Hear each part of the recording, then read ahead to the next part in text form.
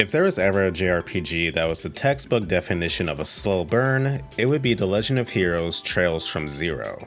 The beginning hours make one of the most slow and uninteresting intros to a game I've ever experienced, but for those with the time and patience to get past it, you'll be rewarded with the payoff of a good game that makes the slog of an intro more than worth it.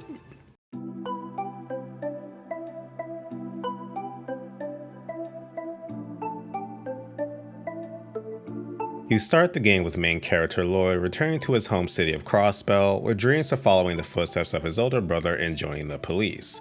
But upon entering the station, Lloyd is quickly assigned to a new experimental squad known as the Special Support Section, or SSS for short.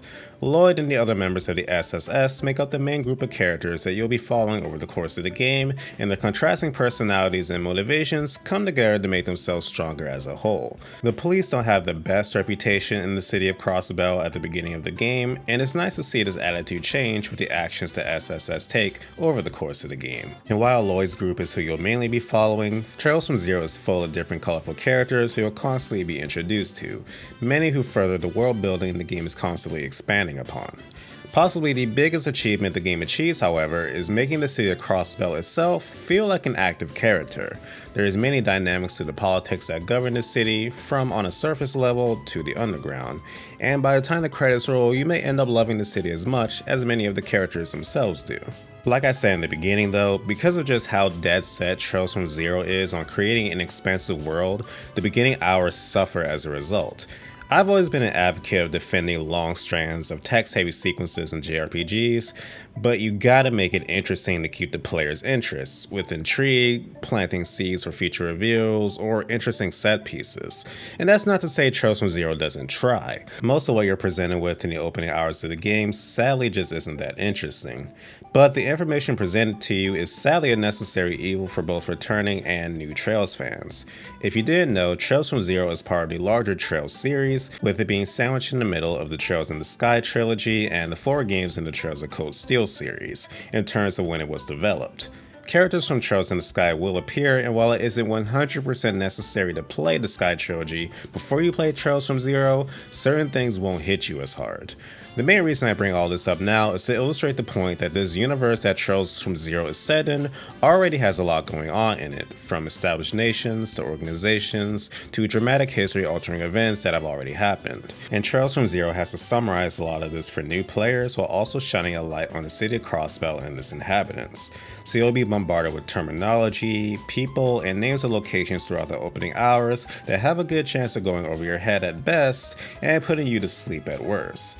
But if you can get through it, then the plot gets good to the point where you likely won't be able to put it down.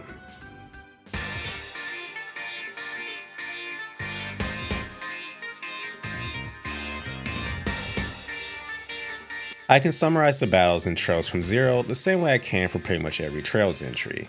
Simplistic in nature, with as much depth as you desire to get out of it. Battles place you and enemies on flat terrain where positioning and distance play key roles. You can do regular attacks, magic, skills known as crafts, and super attacks known as S-crafts, and each offensive or healing action has a set range. For the most part, regular attacks hit one enemy, spells and crafts can often target wide areas of enemies, and S-crafts are the same as that.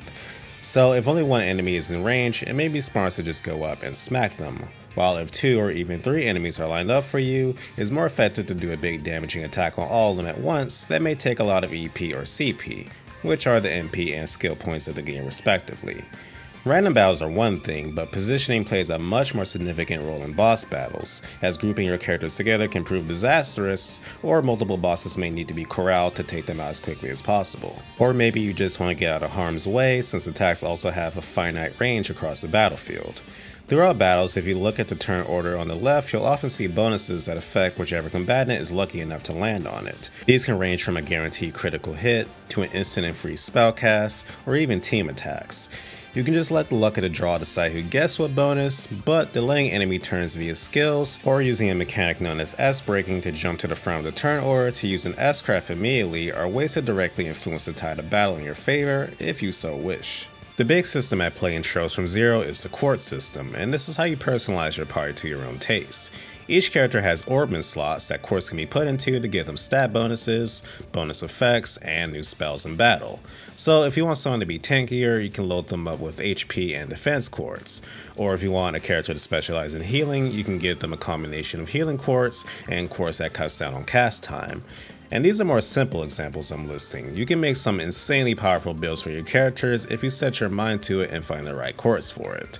Trails from Zero can be challenging, even in normal battles, but even without specialized Quartz builds, you're likely to get through the game without any difficulty walls cropping up.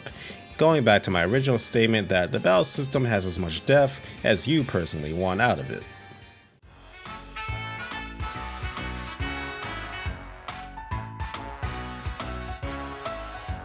Graphically, Trails from Zero is a mixed bag. It was originally a PSP game and not the most high budget one at that, but the graphics were cleaned up in comparison to its original release here. Menus in particular are now in clean high definition with both character art and words popping hard in a great way.